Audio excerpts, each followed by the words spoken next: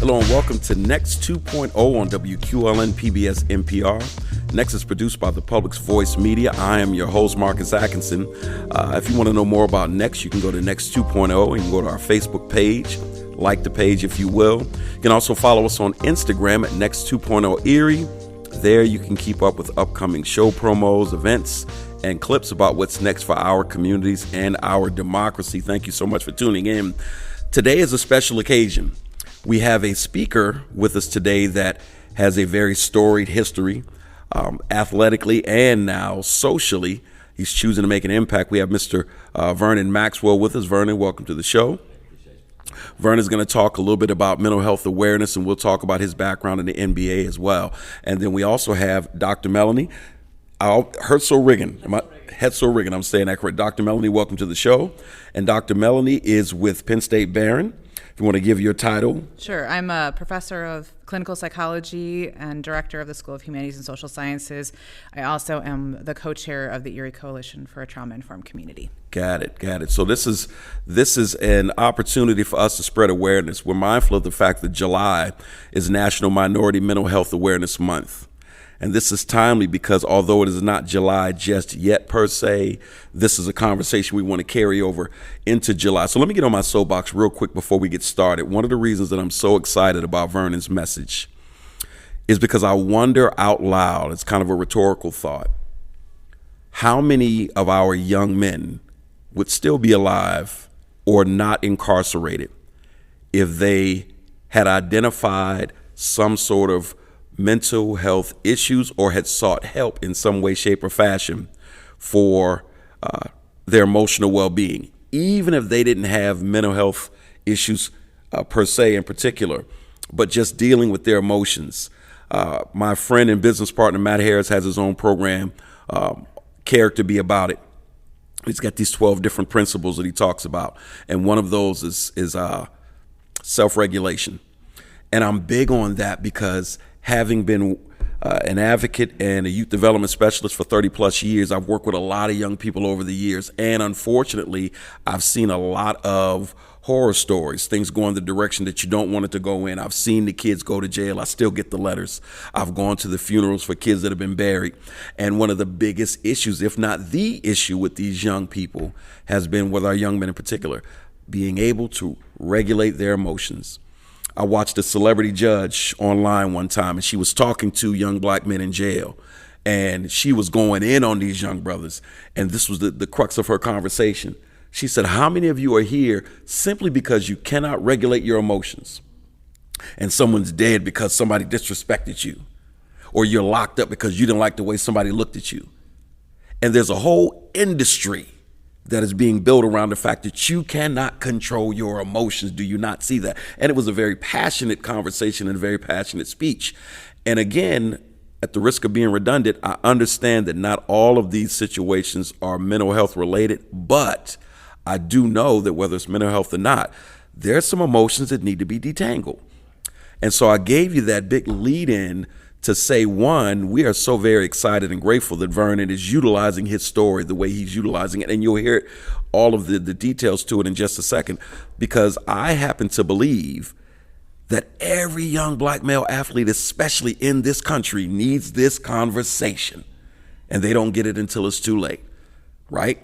And so with that being said, I want to toss it off to you, Vernon. Give us a little bit about your background for the people that may know the name Vernon Maxwell. Is it the same Vernon Maxwell who won 2 national championships or 2 NBA championships with the Houston Rockets? Yeah, it's the same Vernon Maxwell. This is him.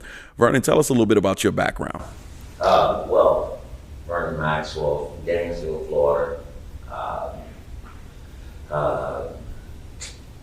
Came up rough on me when I came up.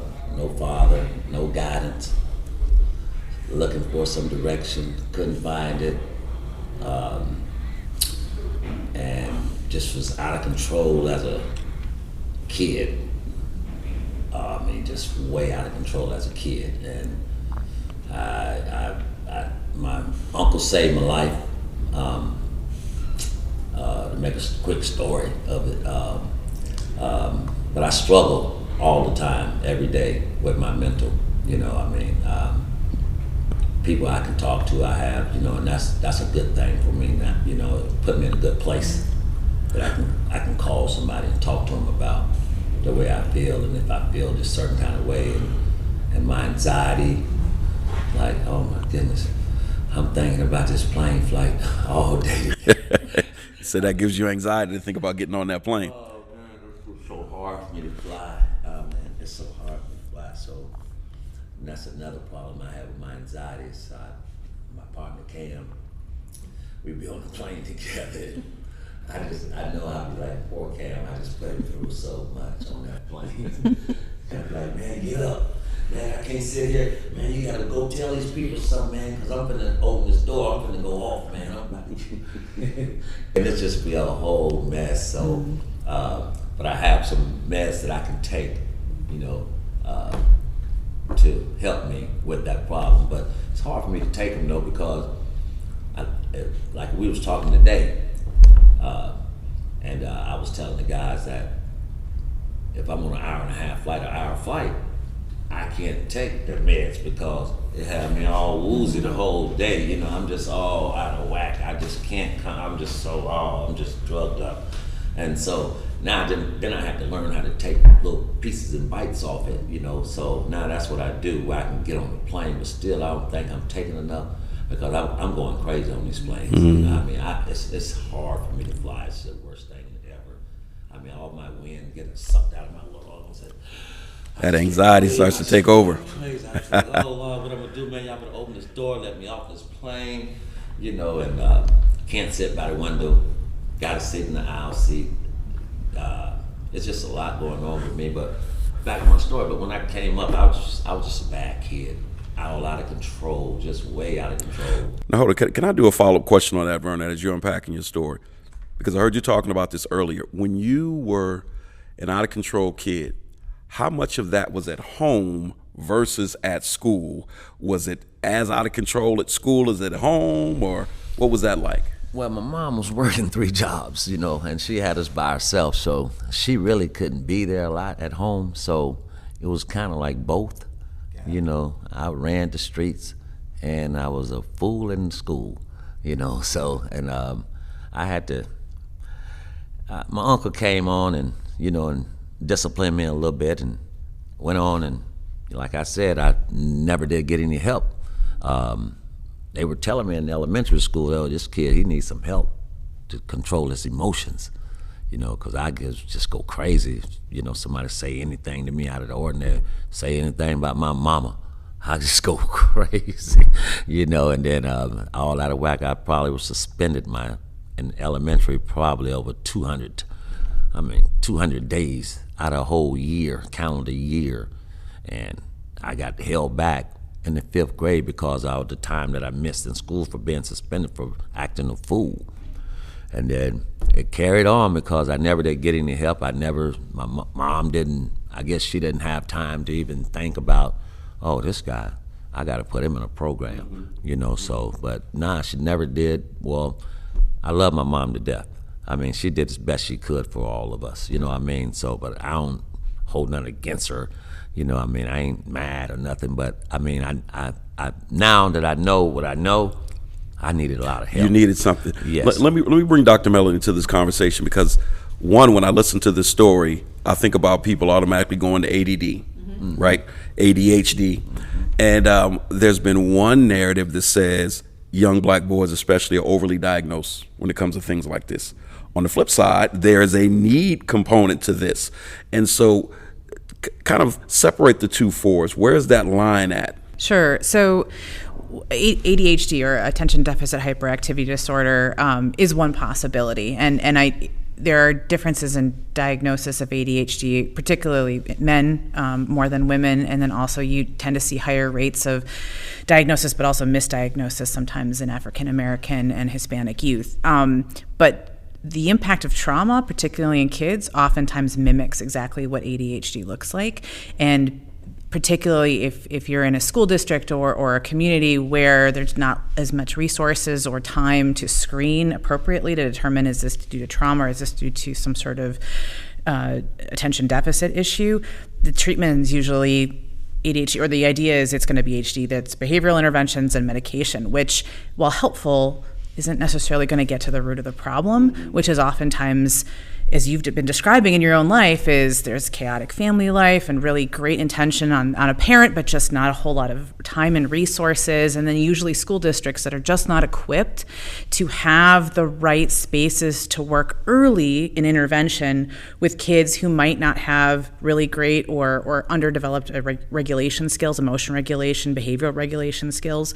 And so you get exactly what you're talking about, lots of discipline issues, suspensions, where there's never an intention to take a break and be like, maybe this person or this kid or these groups of kids need some intentional, intensive work early on when you're a little kid, 6, 7, 8, about really simple emotion regulation, behavior regulation, cognitive regulation skills, which would prevent sort of the steamrolling that happens later on. We know more now, but it's still trying to find the resources to know, to be able to provide that in school districts and in communities is still, I think we're not quite there yet. I hit 3 things in Vernon's story, and then we're going to throw it back to you, Vernon. I hit 3 things in Vernon's story to jump out to me. One, I also heard you mention earlier that you didn't know your father.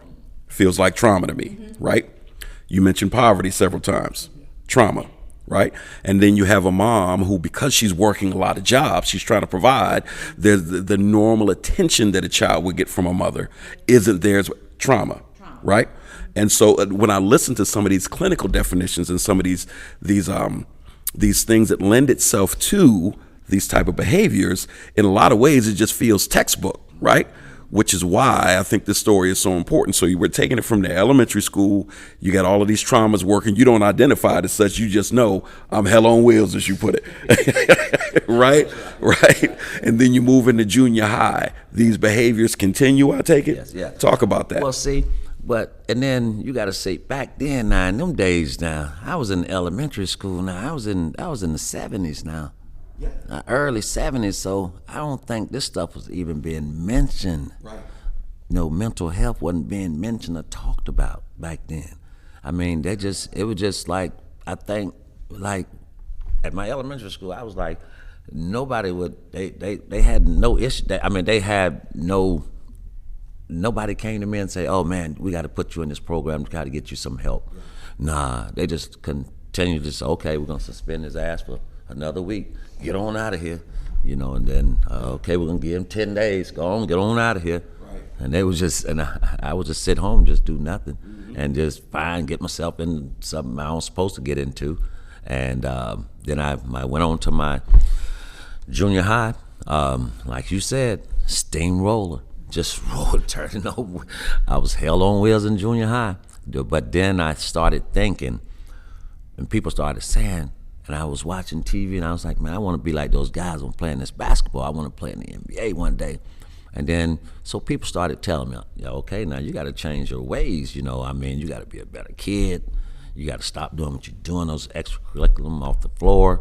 You just got to change your life a whole lot, because they're going to go back to when you were in elementary school and talk to those teachers about, hey, what kind of person is this kid? Is he a good kid or what? He was hell on wheels. I was about to say, they'll come back with the hell on wheels report. So Vernon, we don't feel good about this hell on wheels report. It's not what we were looking for. That's what it would have been. So, and then it just kept going. And then I was thinking, I was like, well, I got to do better. And I started doing a little bit better, because I was going to high school. I had all these high schools recruiting me because I played football, basketball, and baseball. And I ran track. So, but I had all these schools after me, interested in me, and then a couple of them fell off me because they found out about my background, like the private schools, little white private schools and stuff. They left me alone because of my background, what I had did early on in my life. And but I felt like I went to the right school because I had a decent high school as far as my attitude, because I knew where I was trying to do and I knew where I was trying to go. So I was more mindful of not getting suspended and trying to do the right thing as far as in the school parameters, like just be a good kid but I got better just because I knew what I wanted to do and I knew where I was trying to go. And then, so I had a great high school career and had some slip-ups, and like I'm going to do that. I'm going to back you up before you get to that part, because you said something significant. When you said back in the 70s, people weren't talking about this from a clinical perspective. When was awareness starting to spread in common communities about these type things versus, oh, this kid is just, he's acting up, he or she has an attitude problem? Now we have the mental awareness conversation. When did that become prevalent? Yeah, it hasn't been, I mean, really the major conversations about the impact of trauma and dysregulation, and particularly in kids, didn't really make it to the common sort of conversation outside of the clinical circles till probably about 15-ish years ago. And even then, it was still very subsets, right? You'd see, it really was after 9/11 is when you started to see more conversations, because we had sort of a national event, and all of a sudden people started talking about the impact of this large thing.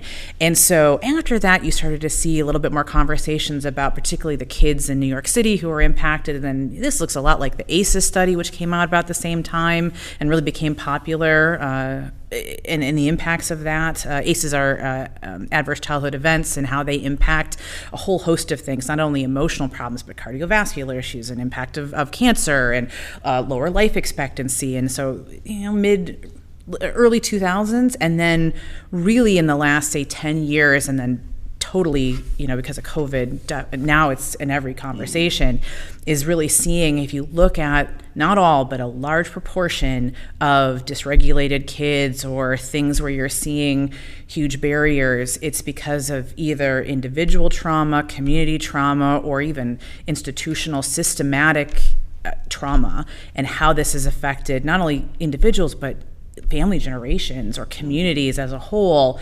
And we're really starting now to take the research we know about how to intervene, how to prevent, how to minimize the impact, and trying to make it a little bit more globally available. But really, truly, 15 years ago was the first time the conversations were coming out of the psychological space. And let's take the extra step of, even when it became a community conversation, Black folk wasn't talking about it. We were too scared. We were too scared, too proud.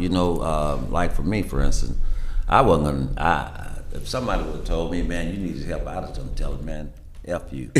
Right. Man, it feels like an insult. You think you're talking to? Right. Yeah, that's what I'd have been like. So people, I think a lot of times with me, people are just scared to like come at me and be like, "Oh man, you need help, man," because they scared with, "Oh man, I don't know what this crazy motherfucker." So I can't even go and just say, man, hey, can I talk to you about something? Yeah. And then everybody was too scared to come and tell me that, boy, you borderline crazy. Yeah. You need some help. You need somebody to talk to about your issues that but back to my story, I went college, high school, had a great high school career, but still, like I said, stumbled a little bit, and I wasn't steamrolling as much as I was back in junior high and elementary, and Mr. Basketball in the state of Florida, #1 player in the state. Went on to the University of Florida, had over 400 schools offer me scholarships when I was coming out of high school all over the nation. So ended up going to the University of Florida. I stayed home. Probably, I don't know if it was a curse or was it a blessing, because, I just knew where to go to get all the dope, and I knew where to go. Yeah. Curse, right? Yeah, that's what I'm saying. But I was happy I was home with, my family can see me play at my mom's, and I was happy about that part.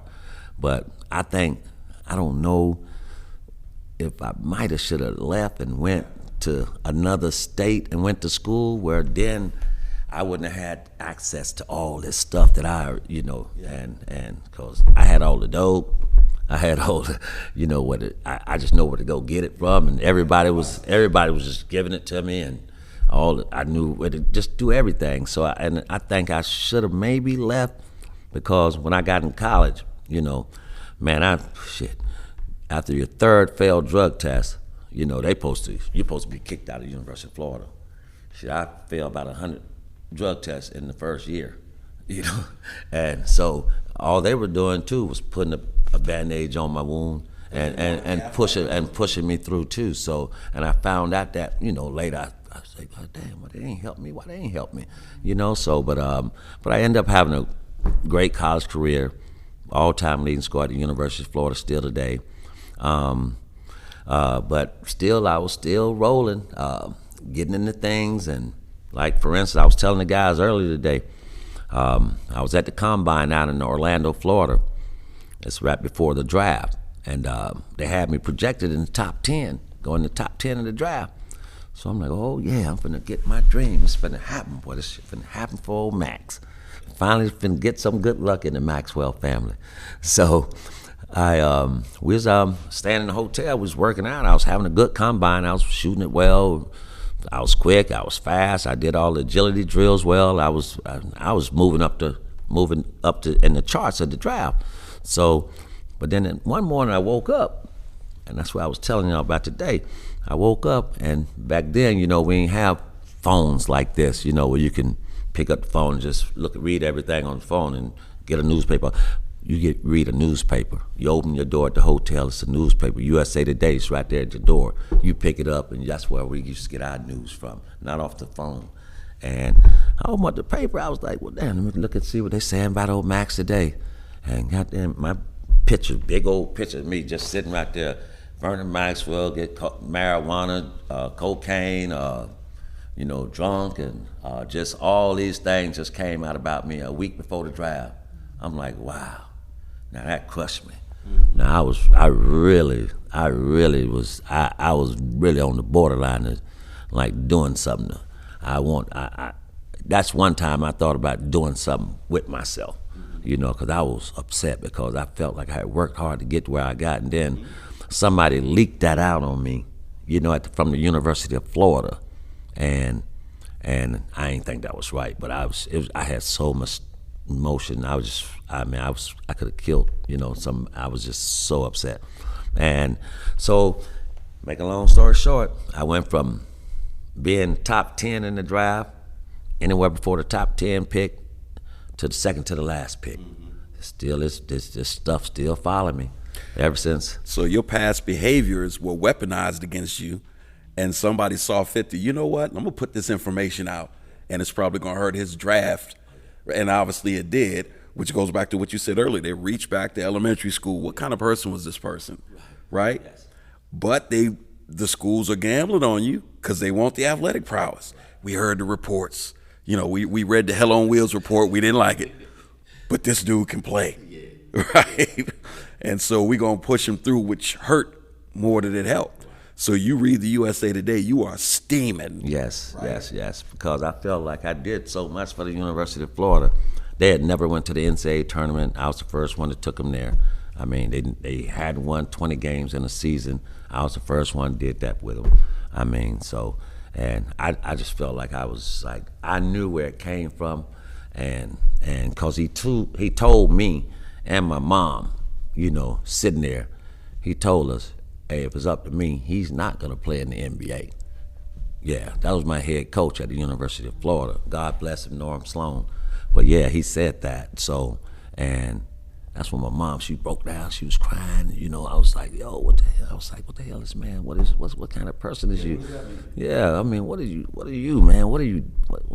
My mama, man, now I'm... Hold on, let me understand. Did he think it was going to be harmful to you, or what was that about? Well, I think it was a threat to let me know and let my mom know he's going to leak something out. He's going to tell, like he said, if it's up to him, he told my mom, if it's up to him, he's not going to play in the NBA because I'm going to let him know about all this stuff, all this cocaine and all this marijuana and all this drinking and all this shit he's doing. So, and he told my mom that right in front of me and her. I was like, my mom broke down crying. I was like, man, what are you doing, man? I just played 4 years. I could have left when I was a junior and went to the NBA. But I decided, my mom said, baby, we want you to stay where you can get your degree. And I did it for my mom because my mom said stay for the 4th year. And then as soon as it was, and when you're going to go to the draft, if I was going to leave early my junior year, which I should have did, it got to a point, they got a cutoff line where you got to say, I'm going to do it or I'm not. Yeah. So it got to, I was gonna do it. I told my mom, I'm sorry, Mom, I'm gonna do it. I'm gonna follow my dream. And then, so she talked to me about it. I was like, okay, then I didn't do it. And then, as soon as the cutoff line came, where you had to, he knew I was gonna have to be at the University of Florida for that last year. Oh my goodness, man, that man was the devil.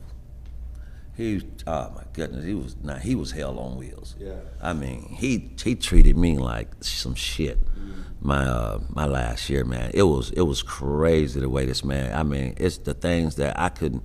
I mean, I went through so much, man, at my last year in that school, and I was supposed to enjoy my last year at college. Man, that was the worst year of my life. Feel like there was a lot of resentment for the fact that you got away with a lot over those 3 years. You know, before we pivot back to your story, I mean, I feel like some of what I'm hearing is extremely common, because you got a lot of kids that go to great schools. Now, it's very rare to take the next step and go to the NBA like you did. That's the part where a minute few. But you got a handful of kids, Division 1, 2, or 3, that go and play college ball. The way this plays out in the African American community, what made you interested in how mental health and the African American community or the BIPOC community collides in the first place, before we finish unpacking Vernon's story? So, I mean, I don't know. It's fascinating listening to your experience, because it's you hear this so frequently about, one thing that keeps coming to my mind is, athletics is one of the big ways that a lot of African American kids are thinking about moving out of whatever area they're at, and just hearing this constant sort of re-traumatization. I'm hearing that so frequently, particularly with not only what happened with the paper, but also just how your coach treated you in that last year, that as soon as you've got some sort of hope for the future, people aren't really supporting you actually getting help that you might need to actually become a better player, if that's even possible. And then I don't know. So the trauma is being layered from what it's just layered and layered and layered and layered, which only exacerbates the symptoms, which likely, increases substance use, increases anxiety, increases depression, all of these things. And it's just,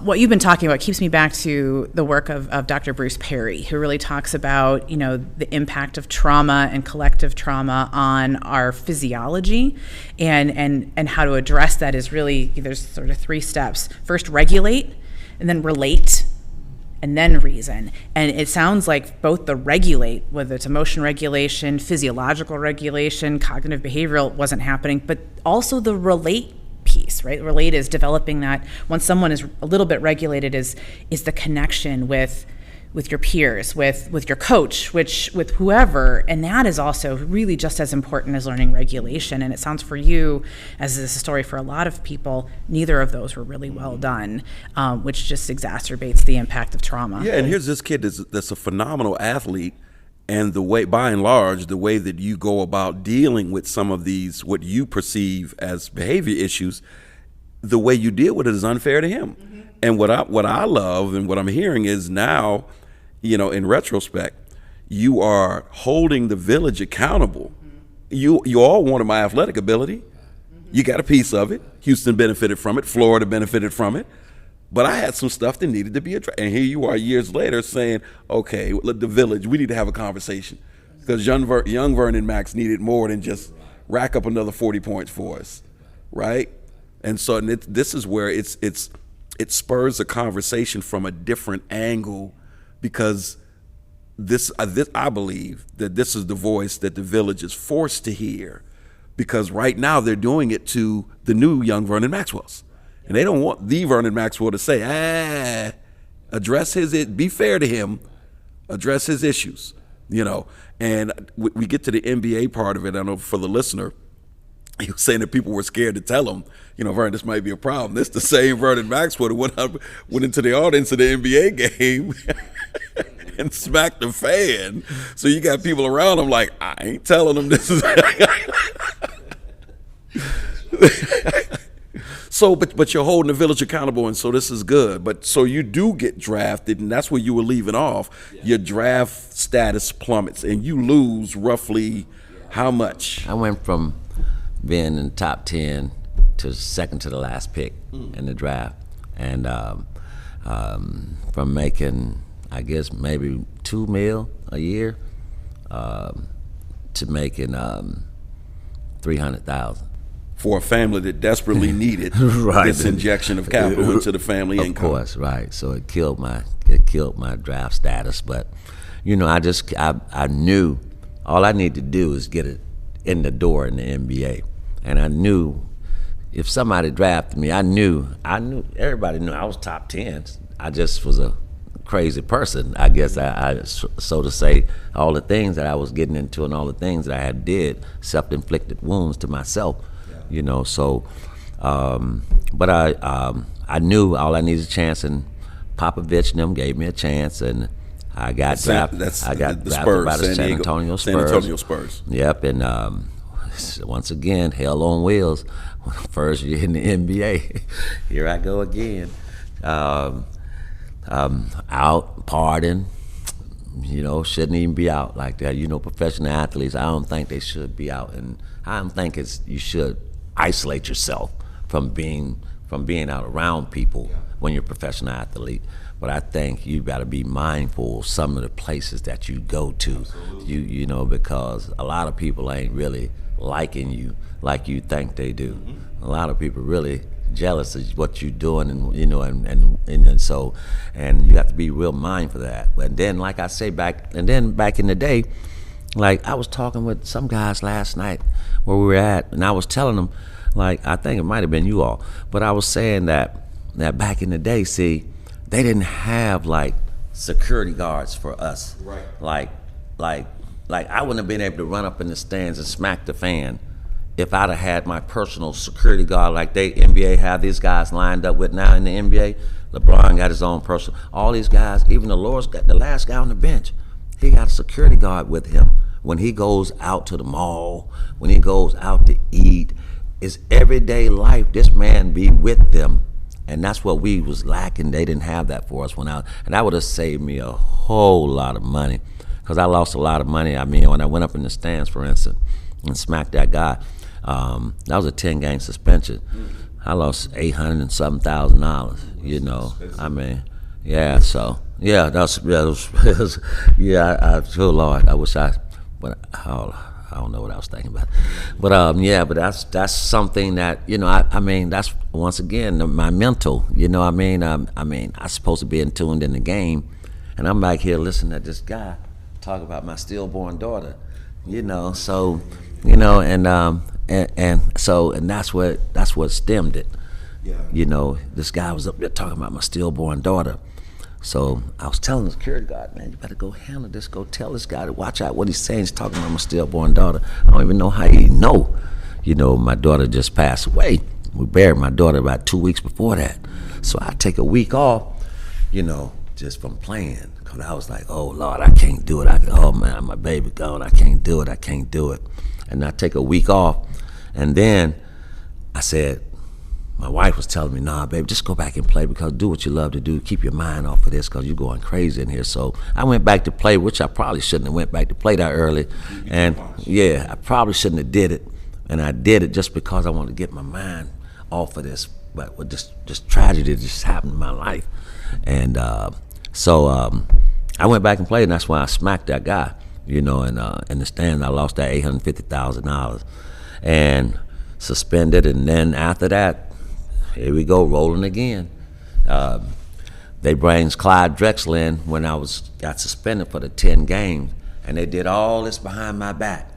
And Houston, I felt like they owed me the world. You know, I mean, I just knew they owed me the world.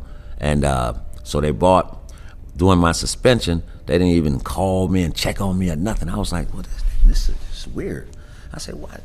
They ain't calling me and checking on me and saying, Vernon, you need to get in the gym and work out with somebody, or are you working out on the weights? They ain't call me and say nothing the whole 10 games I was out. I was like, that was strange. And then in the same instant, they was recruiting, trying to get Clyde to come over, Dream and that 5 Slammer Jammer Bull stuff. You know, they wanted to get them back together, and then when I come back, it's get real bad. Now, they barely even playing me. And I felt like they owed me the world, because what I just done for the year before. when we won the first championship. If I don't do what I do in Game 3, I mean, it ain't no championship in Houston. It's not. It's no championship there. I don't care what nobody say. If I don't do what I do in Game 3, we can't go down 3-0. You gave me some information I didn't know earlier. Your daughter being born, stillborn. Didn't know that. Yeah. Didn't know that that's what spurred that outburst with the fan.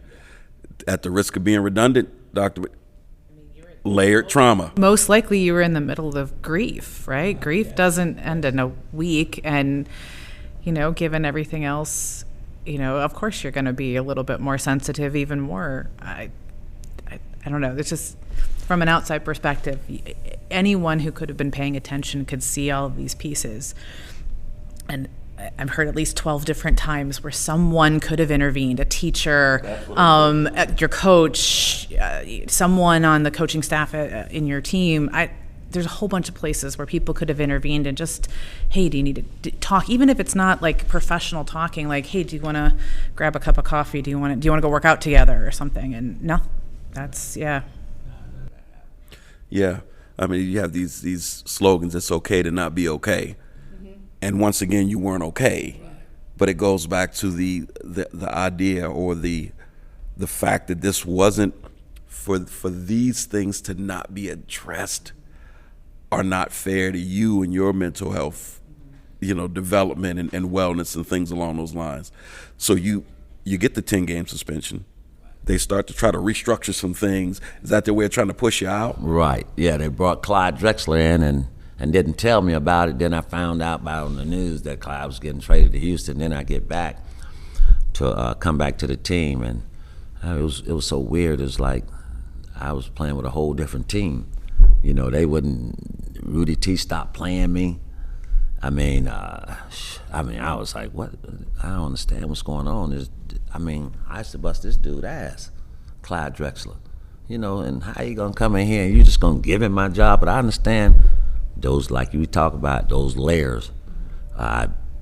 They got tired of it. They got tired of it. They want to have somebody that they can trust and know he's gonna be there, all the time. They ain't want a guy who somebody say something, you just flip off and just go off and bust somebody upside the head. Mm-hmm. They got tired of it because that was just one incident I'm talking about. Right. It was a whole lot more before that, so they was just tired. And so they got rid of me basically, so they just didn't bring me back. And then I went back to San Antonio. They wanted me again. Popovich, brought me back and I played with them. And then, I was pretty much smooth after that because up until I got to Seattle.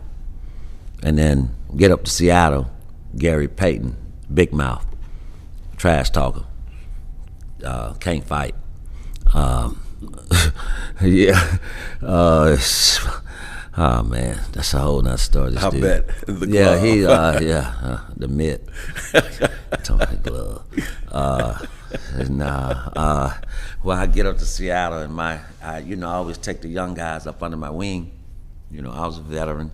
I had just signed a 3-year, $9 million deal, and the biggest deal I ever had in the NBA, and we have this young guy on the team, Shammond Williams, come from North Carolina, good ball player, gym rat, stayed in the gym all the time, worked hard, good kid, just trying to find his way in the NBA, and me and him play on the same team on the second team. Brent Barry, Gary Payton on the first team. So we scrimmaging one day, and Gary, I guess he just woke up out the bed in a bad mood one day, and he just came in the gym and just we were scrimmaging, and he got the ball and he just bam, bust open Shamon's nose and mouth, and he was like this here, he was bleeding all through his fingers, and he was just bleeding, and I was like, and that triggered me.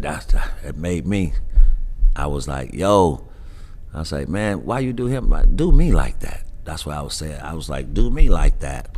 And so, and he tell the coach, Westfall, oh, I got Vernon now. I said, I can't say what I said. I know I'm on this, but I said some things. I was like, man, if you touch me, I said, and you know, you got to touch somebody when you play basketball. You're going to touch somebody.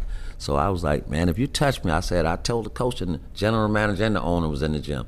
I said, if you touch me, I'm finna whoop his. That's what I'm getting ready to do.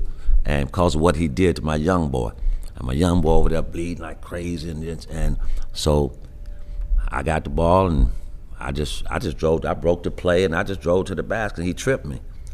And I got up and I just bop, bop, beep, bop, beep, bop, bop, and slung him around in front of the owner and general manager and just beat him up pretty good. Yeah, and then and that right there, here I go again, lose $6 million. They didn't bring me back for the other 2 years. So You take a lot of financial losses over this. Dr. Melanie, give me the statistics with this.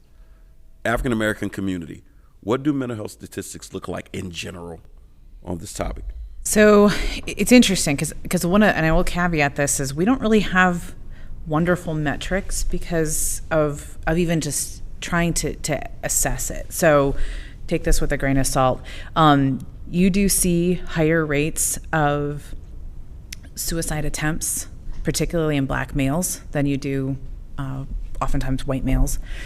The biggest issue you're seeing is higher levels of parts of depression, so sadness, higher levels of anxiety that oftentimes get misdiagnosed as anger because of just how it's perceived oftentimes by mental health professionals or those working in the field. The ones that really scare me is you see things like lack of access. So lack of access to whether it's professional mental health providers, social service agents, I mean, a whole pastoral care across the board. You're seeing significantly tougher times, difficulty to access. And then you see, just on the statistics side, you also are seeing like just higher rates of trauma across the board, right? Higher rates of, again, single family homes, oftentimes because one of the parents might be incarcerated or just gone. You see higher rates of poverty, higher rates of community violence, gang violence, all these different things, which can then exacerbate these symptoms. The other piece you see in the African American community is a lot of symptoms that are more what we call somatoform physical symptoms. So where we traditionally and problematically in the clinical literature talk about depression as I'm sad or I'm crying, you actually see in the African American community a lot more like I'm physically in pain, or I have physiologic, my stomach hurts, or I'm actually unable, I get sick, which is depression or anxiety. We just misdiagnose it more frequently. Can I go back to the access part, because I pulled up this article that I was reading earlier, and it caught my attention because I actually saw patterns that is playing out here in Erie.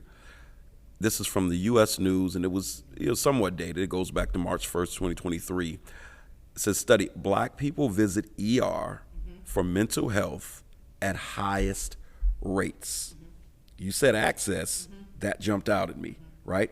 Because I don't have a therapist, a doctor, whomever, that I'm seeing for this on a regular basis. Even in Erie, I've been seeing this pattern of I'm having a mental health episode, and they'll check themselves in. I want to say Mill Creek Community is the one hospital that everybody seems to be going to. Yep. What is this pattern about? So a lot of times it's not knowing or not having. Also, thing is not having mental health professionals who look like you. Right? There's a huge piece here where, although, which is why my daughter went into this profession, as a matter of fact, because this pattern really bothered her. But yeah. So you see, I think of the mental health professionals, it's like less than 5% are African American, which is just really problematic when you are trying to convince or find pathways for the African American community to seek help.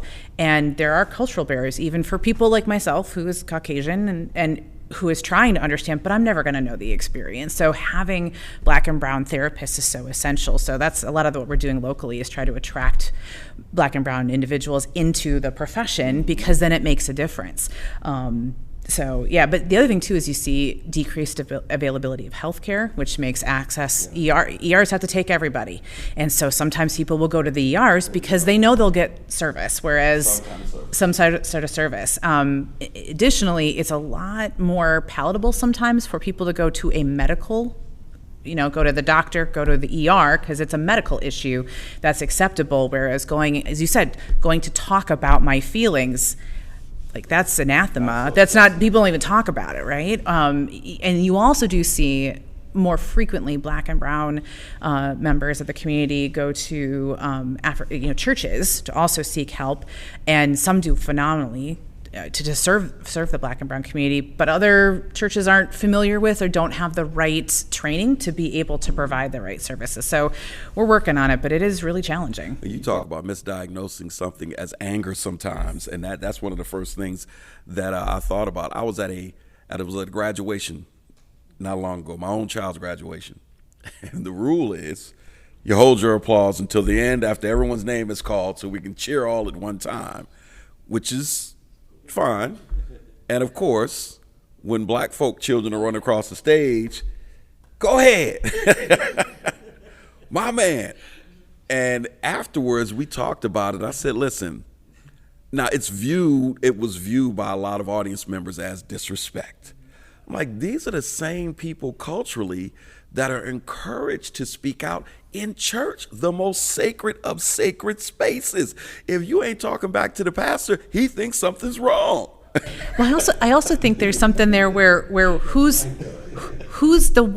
the people determining what is respectful and disrespectful? And historically, it's been, white men, right? And so, yeah, that's the rule, because that's who, for the longest time, were the people graduating. And now you have, thank goodness, more African American members of the community going to college, getting graduate degrees, working in professional fields.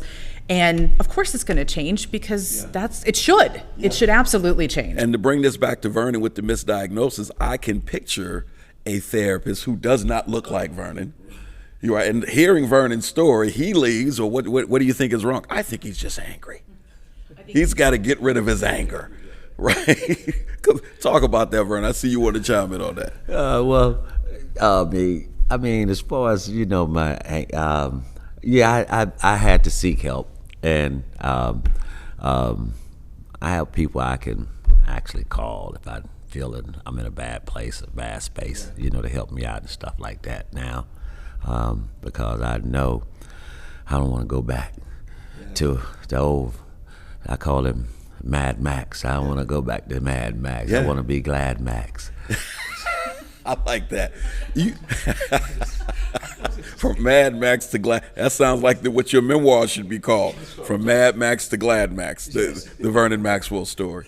You said the NBA had services, though. Did you? No, back when I first came in, no services. I mean, now they got guys, and I think actually in the building with the guys and on the team. I mean, actually, I think Mike traveled with the guys on the planes and stuff like that. That helped those guys out a lot. But I think these guys, like with me, back when in college, and they was trying to give me a little help, and I was rejecting it because it was too embarrassing, for me to, like, I'm the man on the team, and for me to tell these boys, all my peers, my boys, hey man, I wasn't talking about, my mental stage, man. Man, what the hell are you talking about? Mental stage, and they looked at me like I was crazy. I'm the man on the team, and tough guy persona. I'm supposed to go through nothing, right? I could deal with this, they just didn't have the. In college, they did. They offered it to me, but I rejected it. And the NBA, I thought I had it all figured out, and I really didn't, because I was still, like I said, I was layering on still. It was still getting in stuff, and but I felt like just maybe about 2-3 years ago, I started, because I still was getting in stuff at my old age. I was like, I'll get mad in a heartbeat, and now, I'm trying to, know that I think I deal with it because I know a lot of people, I can hurt a lot of people by doing like crazy things like I used to do when I was a kid. And you know, I got older kids now, and so I got to be respectful for that. And so, but now I still, like I say, I struggle all the time. I mean, probably every day with my mental. And it's a right, yes, and I know, and I got ways I know how I can kind of help myself deal with it. Vernon, can you talk to us about the Vernon Maxwell Initiative, and so which is a 501c3 that you started to address these issues, shine light on these issues. Talk about the genesis of that idea and what conversations or what feelings or what circumstances led to the birth of that idea and motivated you to just, I'm gonna make this thing a reality. How did that come to be? Well, my personal assistant, Cam Carter, he came up, he was like, yo, man, it'll be a good thing for you, man, to get in a good space for you to get into, to talk about this mental health, man, because it's a good avenue where, you can talk about your problem, what you went through, and you probably can help other people and help some kids along the way, and let them know it's okay to ask for help. Like I've been saying the whole week, it's okay, man, to ask for help, man. And it's nothing to be ashamed of. Because that was my problem. I was too scared to talk to my teammates about, man, I got a little issues with myself, but the Vernon Maxwell Initiative, it's just about, self-awareness, about mental health, and it's something dear in my heart that I wanted to do, and I was scared to jump into this field, because I got to learn a lot more about this too. Yeah. I try to read through the week about it, so like Dr. Kennedy, I read his book, and he had some real good, interesting things to say about mental health, and so every day is a learning curve for me, with this here, and I'm working at it hard, and I love what I'm doing. I'm passionate about what I'm doing about this issue. I really want to get this out and let everybody know, yeah, Vernon Maxwell, I'm that guy. Yeah, I got issues still today, with this, and I'm proud to talk about it. Yeah, that's one of the reasons why we have people like Dr. Melanie on the show. When it comes to subjects like this, you don't want to misspeak, you don't want to make assumptions. This is a very nuanced and a very sensitive area, a sensitive field, and I get the sense of, and correct me if I'm wrong, this is probably one field where people get too many bootleg opinions and diagnoses as opposed to leaning on what's factual, clinical, or studied. Are you finding that? Yeah, it's a struggle, right? Because we want to make sure that whatever we're doing is got evidence behind it, that we know through research that it's effective. Because particularly in the space where you're talking depression and anxiety and anger issues, if you don't know what you're doing, or we don't know it's effective, we can actually cause harm. So we got to really make sure that what we're doing is going to actually help people. Problem is, again, historically, the majority of research in mental health has been on white women specifically, and so we've had to work really hard in our field to broaden what is considered mental health intervention and prevention, and really broaden it. Could be various different. We're learning that there are various different ways, from medical medicines, biofeedback, cultural community interventions that are effective. We just haven't really gotten in and done enough research to say that they're effective. And so I love what you're doing and what people like you are doing to broaden and really get at the youth. I think that's really essential because, as you talked about in your own story, and we see this every day, if you can teach some of these regulation skills, and you can teach people around these kids how to relate, how to help these kids learn how to, deal with their behaviors and learn appropriate physiological regulation styles and change how they think about things, and then provide, the research really shows like one trusted adult who can provide a safe place for that kid is hugely beneficial. Right? Your Uncle Mike. And so if we can start building these blocks, and you teach a 6 or a 7 or a 9-year-old how to regulate themselves, it prevents so much later on. And so I love what you're doing, because long term, it'll be so impactful. And I think that's like what you were saying. I think and that's great, because if you catch it at a young age, then you kind of can horn them in a little bit. It won't get it so out of control as it, like you said, steamrolling over. So that's why I think it's real important to talk to these kids about it, and then let them know that, hey man, it's okay if your friend laughing at you because you're saying that you need some help. It's okay, man. Just ask for some help, man. You heard what I told them today at the school. I said, man, if anybody in here wants my number and you need to talk to somebody and you need some help, I don't even give my number out to people. But I would have gave my number out to them kids. I mean, I'd have gave my number out. If they want to talk, because I knew they was calling me for a reason. They had something to say. So, I mean, it's real big, but I think it's big to catch them at a young age, so it don't, like what happened to me. I think it's really also important to have role models who can talk about this in a way, because if you look at the statistics, 84% of people, this is across all different demographic groups, have experienced trauma. I think it's like 64% have experienced more than one, and those rates are higher in the African American community. And so the more we can talk about that, you're not alone in this. If you look at the majority of people, we've all experienced trauma, and members of the African American community, particularly historical trauma, 2, 3, 4 things is easy, like without a doubt.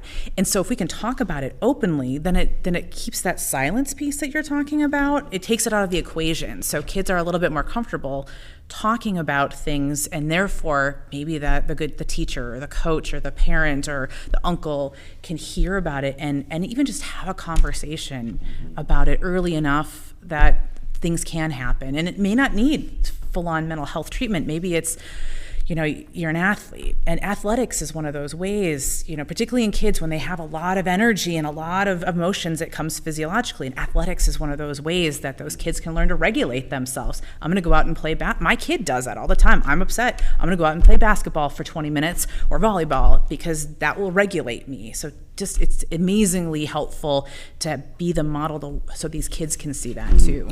I think the thing that's so insidious and so sneaky about this is that African Americans have used this as a defense mechanism for so long out of complete necessity. If you go back to, and I know people roll their eyes a little bit and start talking about slavery and things along those lines, but in a legitimate sense. So you have a male slave being punished or flogged or whipped publicly. Now, Massa was very, very slick.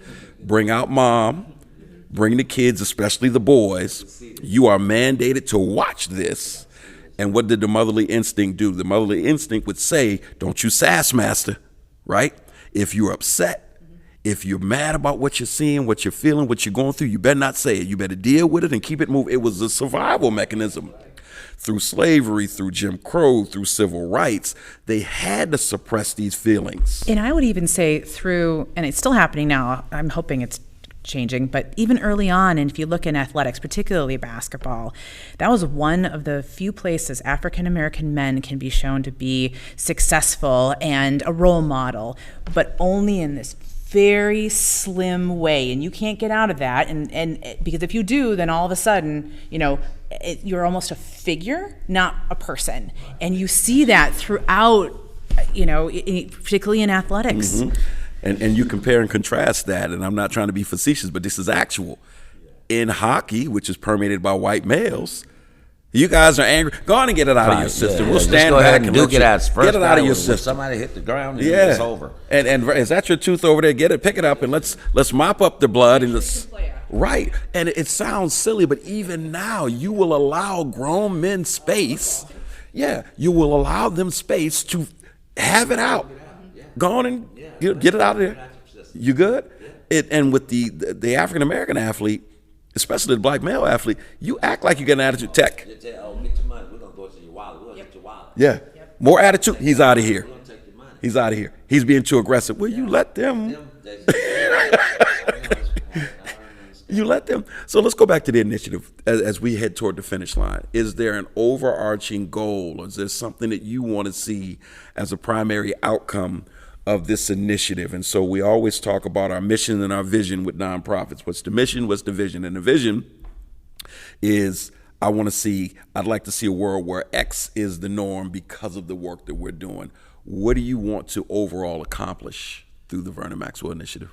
Just basically, man, being able where I can have it. We've been trying to set up an avenue where we can have a phone line where we could just set up where anybody can call if you just need some help. That's what we're trying to work on doing, where we can open up doors like that. You can just call in. We don't even have to know, who you are. Just call in and we're trying to do some stuff like that. That's what I'm really trying to. That's one thing I'm really big on right there, because I think that's real important, just to have a number that you can call and just talk to somebody about your issues or what's going on with you. That's what me and Cam been trying to work on, and we're working on that right now. But that's the main thing for me, really, what I want to do. I want to try to just have somewhere so somebody can call somebody and talk to if you need it. Have you been writing any of these experiences down? I don't know if you utilize journaling at all in all of these years. Is there some kind of written journaling of your experiences?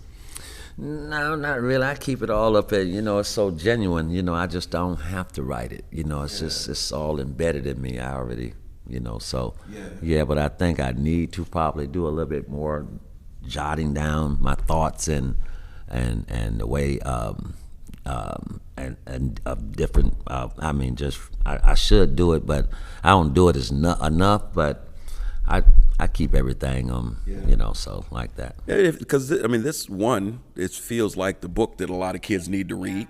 All right, and two, it feels like the movie that a lot of kids need to watch and need to see. I'm serious.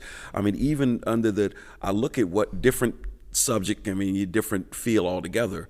But what the movie Rudy did to accentuate the fact that keep trying even when you are not the best, when you're not ranked number one in the state of Florida. That kid, listen, there's still a success story for you, the underdog.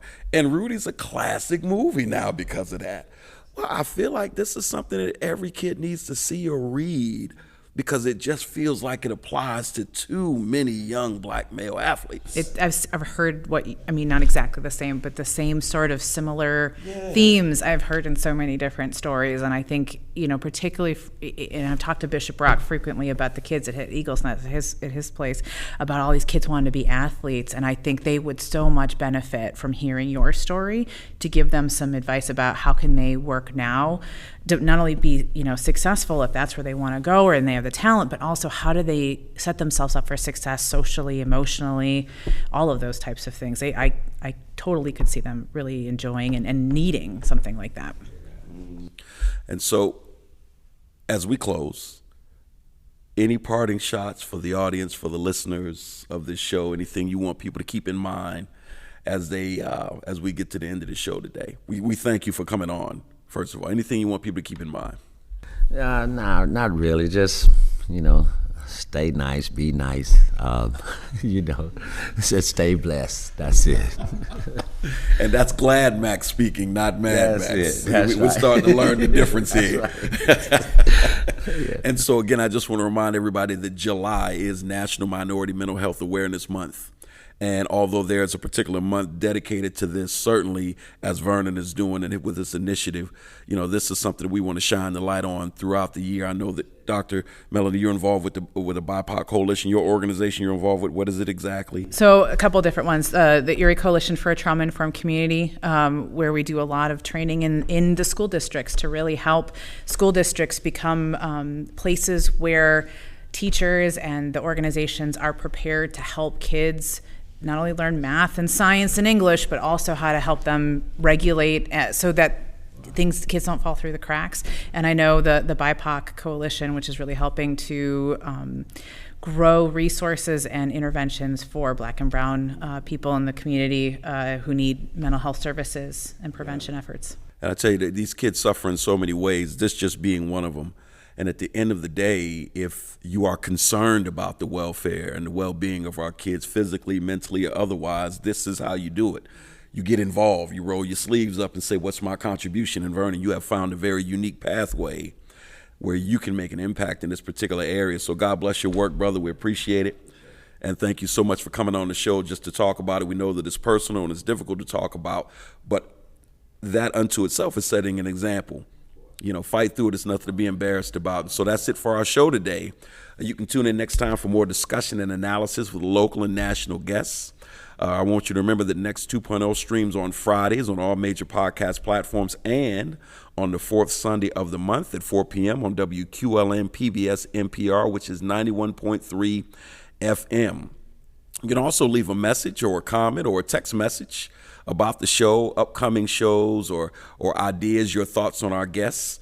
Today, you can call that hotline at 814-240-8816, 814-240-8816. We look forward to hearing from you soon. I'm Marcus Atkinson. Come and join us again so that you can hear more about what's next for our communities and our democracy. Peace.